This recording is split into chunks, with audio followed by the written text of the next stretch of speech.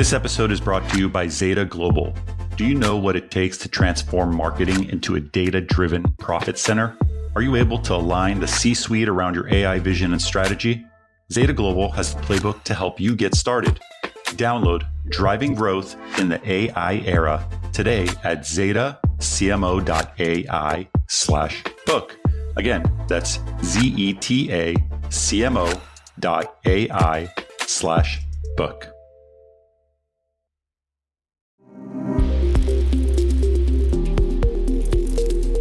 Yo-yoing and spiraling. No, I'm not talking about the latest season of White Lotus. Unfortunately, I'm talking about our present reality. I'm Kait with Marketecture, and this is The Refresh, your weekly download on what went down in advertising. Today is Monday, April 14th, 2025. This week we're covering Google's AI mode, Walmart's retail media problem, and tariff trouble. So let's get into it. Kicking things off with Google's AI mode. Have you ever seen something out in the wild and wanted to know more about it? Maybe you took a photo of it to save and reference later. Google is streamlining these moments by enabling their multimodal AI image search product within AI Mode, part of Google Search Labs' experimental product. AI Mode is part of Google's larger Search Labs product that more closely mimics the user interface, search experience, and deep reasoning functionality that we've come to expect with LLM or large language model interfaces like ChatGPT and Google Gemini. With multimodal search, we gain the ability to use a variety of inputs like text, image, video, and audio to inform search outputs. These multimodal inputs and outputs are increasingly being paired together as well. The feature is gaining in popularity, not only in Google's search platform, but within various LLMs like ChatGPT. It is worth noting, however, that multimodal search isn't necessarily new, but it has been improved and made more widely accessible recently.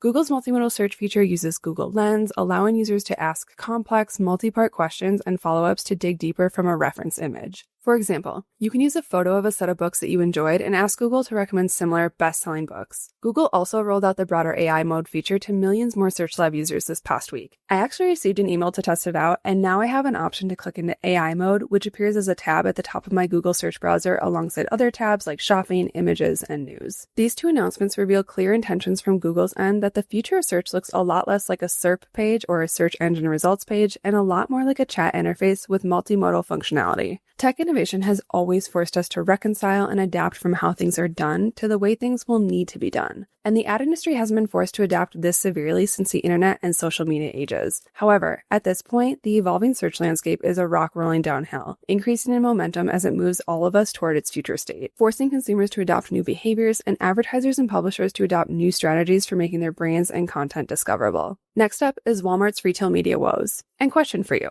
would you expect your boss to give you a fat raise even if your performance just didn't justify that raise? Probably not. So it is a little perplexing that Walmart is requesting its advertisers to increase their spend on its retail media network despite not being able to promise that the performance will come along with those increases. Adweek reports that Walmart has requested its brands to increase spend by about 25% across the board, with one brand increasing spend up to 75% and another brand raising its investment to north of $30 million. Despite seeing plateauing performance results, brands are concerned that if they don't meet these spend demands, requests, their brands may not be findable, specifically in stores and on shelves, meaning their profits could take a hit. Typically, brands are hyper-focused on getting the most out of their investments and being able to justify every dollar they spend. This investment scrutiny is flipped on its head when the channel becomes a pay-to-play environment, especially if the state of play is rigged.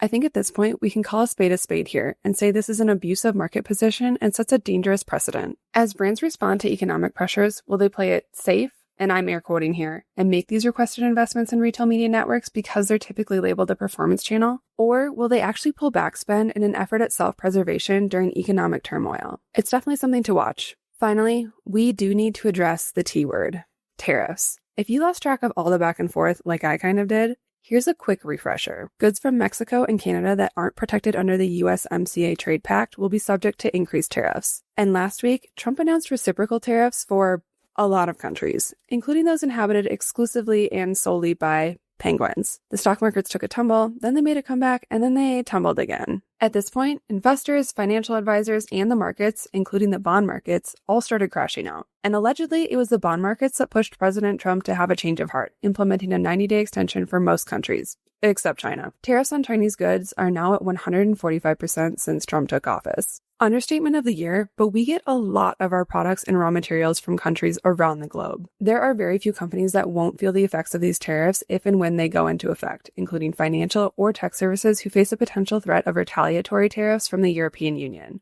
specifically tech services like Google's ad and cloud business, as well as Meta's ad business and Amazon's web services. For the record, it does sound like imposing tariffs on these kinds of services isn't really a road that the EU wants to go down, but it's worth keeping in mind. While we're all trying to heal ourselves from repeated whiplash, advertisers continue to contingency plan. Here's a few things I think we can expect in the coming months and some thoughts on how to prepare. The first, everything is chaotic right now, but advertisers should hold steady, focusing ad budgets and strategies onto proven methodologies while avoiding overly dramatic decisions. Because honestly, we've kind of had enough of that already from the tariff rollouts. Staying consistent also helps to keep your dataset consistent, meaning you have more reliability when it comes to analyzing and identifying what's working and what's not. Second, and I know I'm swimming upstream here with a lot of you, but I'm a firm believer that continuing to build brand equity and value is a worthwhile investment, especially in the thick of economic headwinds. Kantar found that during the COVID-19 pandemic, the world's most valuable brands found their brand value increased by almost 6%. They also found that strong brands were in a much better place during the pandemic than they were in the global economic crisis of 2008 to 2009. On the consumer side, we've seen extraordinary resilience in spending since the COVID-19 pandemic, but this is likely a house of cards that could be toppled by even harsher economic conditions. The Wall Street Journal recently reported that the top 10% of earners now account for 50% of all spending in the US. For the rest of consumers, spending priorities continue to be reallocated to the must-haves. Deloitte reported discretionary spending intentions have decreased for a third consecutive month as of March 2025, slipping below even the 2021 rates. Consumers are also saving at some of the lowest rates since 2018, meaning there isn't a safety net. From a channel perspective, investments are naturally shifting to performance channels, especially search, because this is always a safe bet, but it could lead to increased competition and pricing pressures. I'm predicting more budgets will be allocated to programmatic channels as advertisers seek out flexibility, more lenient agreements, and cost-effective media opportunities. As far as upfronts go, wow, what bad timing for them. I'm extremely curious to see what happens this year. Media buyers may take a more conservative approach to investments, softening the market and creating more room for negotiation. Last year's upfront saw buyers demand more programmatic opportunities and costs decrease a bit, largely thanks to Amazon Prime Video flooding the market with impressions. I'm thinking this year's economic conditions could exacerbate these trends. Equally intriguing will be retail media spend. And I already touched on this a bit, but I am curious to see if brands continue to spend or if they actually end up pulling back on spend. Another strategy we can expect to see is that many brands will retreat from channels where performance isn't perceived to be readily proven. And yes, the emphasis on perceived is intentional. This will drive down costs in these environments due to the flattened demand. We saw this happen with digital out-of-home during the pandemic. I think smart brands will set aside a portion of their budgets to take advantage of these low-cost environments to make an impact in a clever and meaningful way. Finally, AI is maturing and being made more accessible at a time when it's needed the most to reduce costs and automate processes. If you're not looking at AI solutions to help navigate this time, I'd highly recommend starting to do so. Brands tend to only start planning for hard times when it's on their doorstep instead of preparing for when it inevitably does happen. At this point, as a brand, you need to be ultra clear on what your value is, how you provide that value to consumers, and how you plan to support your customers right now, today. It is your responsibility to convince consumers that your brand is a worthy investment as they begin to scrutinize purchases. One closing thought, and it's in the realm of self-reflection.